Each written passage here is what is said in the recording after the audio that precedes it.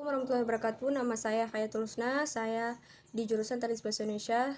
NIM saya 2022283030. Saya di semester 1 unit 2. Saya akan membahas bab 8 sastra Indonesia periode ke 1971 sampai dengan 1998. Di periode ini adanya pembaruan dalam berbagai genre. Sapardi Djoko Damono mengatakan bahwa akibat tidak ada tuntutan mengikuti garis tertentu, sehingga hal ini memberikan kebebasan sastrawan untuk berekspresi. Diharapkan dengan kritik yang baik, perkembangan kesusastraan Indonesia berjalan dalam koridor yang sehat, sehingga akan lahir karya-karya penting yang mungkin masuk menjadi sastra dunia. Di sastra populer, karya-karya yang tampil di beberapa media massa karena menggunakan media publik, maka isinya disesuaikan dengan selera publik atau populer. Maka karyanya disebut karya populer. Istilah populer juga mencakup karya-karya penerbitan yang diproduksi secara massal dan cepat. Karena diproduksi massal, itulah harganya murah. Sebagian besar ceritanya mengangkat peristiwa aktual yang terjadi pada waktu itu, titik yang disajikan secara ringan. Hal-hal itulah yang menyebabkan karya-karya populer termasuk novel populer banyak disukai masyarakat pada pertengahan tahun 1930-an dan terus berlanjut sampai dasawarsa 1950-an.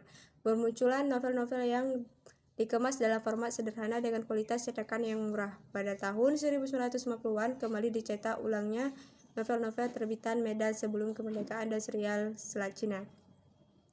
Di perkembangan selanjutnya, pada tahun 1960-an berupa penerbitan cerita-cerita detektif yang berpusat di Surabaya dan diterbitkan cerita detektif terjemahan, novel saduran, dan serial western. Di tahun 1970-an, menjamurnya majalah-majalah wanita seperti Femina, Kartini Sarina, dan Dewi yang juga menghadirkan kolom cerpen. Para pengarang tersebut diantaranya Laros, Wajah-Wajah Cinta, Titik W.S. Sang Nyonya, Mirawe, Cinta Tak Pernah Dusta, Ike Supomo, Kabut Sutra Ungu, Maria Sarjono di Pilihan Terakhir, dan sebagainya.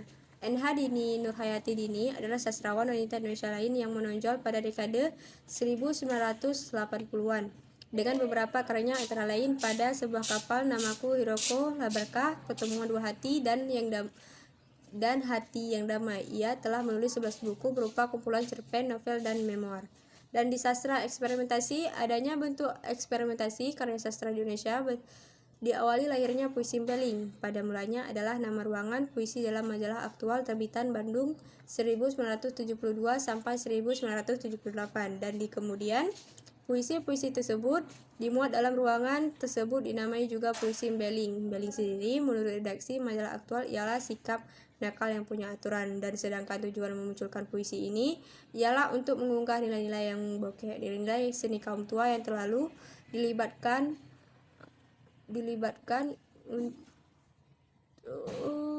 dengan teori-teori yang sudah tidak cocok, kaku.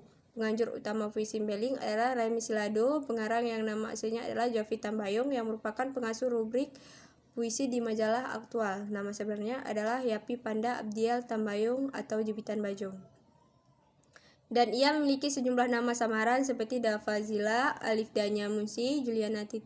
Panda, Jubal, Anak Perang Immanuel. Remy Silado juga dikenal sebagai seorang musisi, ahli di bidang bahasa. Remy Silado mengajar di beberapa perguruan di Bandung dan Jakarta seperti Akademi Sinematografi, Institut Teater dan Film, dan Sekolah Tinggi Teologi, yang karya-karyanya adalah karya Oreksas di tahun 1978, Gali Lobang Gila Lobang di tahun 1977, dan sebagainya.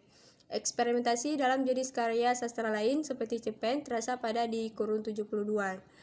Inilah kurun di mana gairah untuk melakukan eksperimentasi terasa menyala-nyala. Kehadiran majalah Horizon menjadikan signifikan di sini. Eksperimentasi para penulis yang banyak dipublikasikan lewat Horizon itu mengarah pada 3 hal. Yang pertama, pada upaya menemukan bentuk gaya berbahasa, di mana gaya bahasa menjadi sentrum penceritaan, hingga bahasalah yang kemudian pembentuk setiap anasir cerita. Cerpen-cerpen teror Putu Wijaya seperti Sepian Tahu Maya melibatkan dan memperlihatkan hal itu, tapi hal ini juga sangat terasa pada cerpen-cerpen Wildam Yatim yang tenang dan kaya detail, atau bahkan pada cerpen Seribu Kunang-Kunang di Mahatun Umar Karyam, di mana suasana dalam cerita ditentukan oleh gaya bahasa. Ketiga, pada upaya yang mengeksplorasi bentuk-bentuk tipografi penceritaan, di mana elemen-elemen visual dari huruf tanda baca sangat mempengaruhi struktur penulisan cerita. dan bagaimana cerita itu ditampilkan secara visual, sehingga cerita bisa saja memakai elemen rupa sebagai bahan strukturnya. Dan terlalu banyak melakukan hal ini, seperti judul, seperti cerpen rupanya, dan sebagainya. Itulah periode yang begitu semangat melakukan eksperimentasi dengan para eksponen seperti Danarto, Budi Dharma, Putu Wijaya, sampai Hamid Jabar, Yudhistira, Adi Nugraha, Kurniawan, Junaidi, Edi D. Iskandar, Joko Sulistyo, Ristata Siradit, juga Aswendo Atmawiloto yang mengembangkan cerpen-cerpen dindingnya. Sehingga struktur dan bentuk-bentuk teografi yang aneh seperti dimungkinkah hadir karena ruang eksperimentasi diberikan oleh media yang menyertai pertumbuhannya. Dan ada juga di pengadilan puisi, yaitu bentuk lain pemberontakan kalangan muda terhadap kemapanan majalah Horizon maupun kemapanan pengarang-pengarang senior adalah pengadilan puisi. Dan acara yang diadakan di Bandung 8 September 1974 untuk mengadili puisi mutakhir, penyelenggaranya Yayasan Arena, pengambil tempat di kampus Universitas Parahyangan. Dalam acara itu bertindak sebagai hakim ketua Sanento Yuliman, hakim anggota Darmanto JT Jaksa, Slamet Kirnanto yaitu pembela, Taufik Ismail, dan saksi sejumlah pengarang Indonesia. Setelah menolak tuntutan jaksa serta berembuk dengan mengindahkan kitab undang-undang hukum puisi mempertimbangkan hukum adat, majelis hakim memutuskan sebagai berikut. Para kritikus sastra tetap diizinkan untuk menulis dan mengembangkan kegiatan serta meneruskan eksintasinya, dengan catatan harus segera mengikuti kursus penaikan mutu dalam sekolah kritikus sastra yang akan segera didirikan. Dan para redaktur Horizon tetap diizinkan tetap memegang jabatan mereka selama mereka tidak merasa malu. Bila dikehendaki sendiri, mereka boleh mengundurkan diri. Para penyair mapan masih diberi peluang untuk memberi terus. Begitu juga para penyair epigon dan inkarnatif boleh menulis terus dengan keharusan segera masuk ke dalam panti asuhan atau rumah perawat epigon. Dan ada juga majalah sastra Horizon tidak perlu dicabut SIC dan SIT-nya, sehingga hanya di belakang nama lama harus diembel-embel kata baru sehingga menjadi Horizon baru. Masyarakat luas tetap mendapat izin membaca sastra dan membaca puisi. Dan di sastra akademik Fakultas Sastra perlu dicatat pokok dan tokoh karya atau dan kesusastraan Indonesia modern dan dalam kritik dan esai karya H.B. Jasin mengawali tradisi kritik akademik Indonesia. Setelah itu muncul beberapa buku yang awalnya skripsi sarjana mahasiswa dan beberapa penelitian yang berasal fakultas yang disebut di atas yang berasal di Universitas Indonesia, misalnya NU Nasution, Sitor Situmorang sebagai penyair dan penulis cerita pendek, dan Pujangga Sanusi Pane, MS Huta Galung menulis Jalan Tak Ujung, Mukhtar Lubis, dan Tanggapan Dunia. Asrul Sani sedangkan karya Bon Amajati menulis roman Otis Agdiat Karta Miharja dan bentuk lakon dalam sastra Indonesia.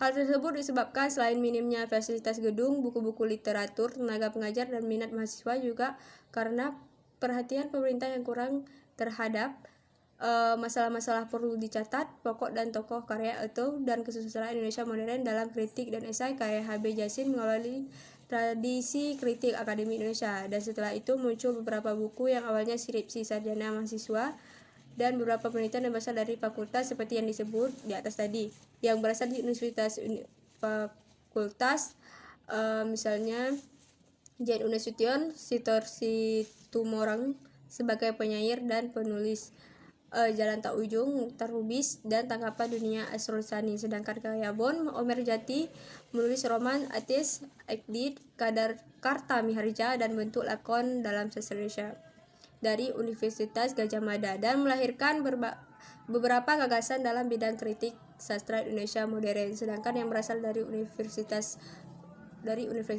Pajajaran adalah Ikhtisar Sejarah Sastra Indonesia di tahun 1969 yang disusun oleh Ajib Rosidi, dosen mata kuliah Sejarah Sastra di kampus tersebut. Setelah itu muncul fakultas-fakultas sastra yang lain seperti Fakultas Sastra Universitas Sumatera Utara, Medan, Fakultas Sastra dan Budaya Universitas Diponegoro UDIP, Semarang, Fakultas Sastra Udayana di Denpasar, Fakultas Sastra Indonesia Jember, dan Fakultas Sastra Indonesia Samratulangi di Manado. Namun, perkembangan fakultas sastra di berbagai universitas di Indonesia sebagai lamban dibandingkan fakultas-fakultas lainnya. Hal tersebut disebabkan selain minimnya fasilitas gedung, buku-buku literatur, tenaga pengajar dan minat mahasiswa juga karena perhatian pemerintah yang kurang terhadap masalah-masalah kebudayaan khususnya sastra.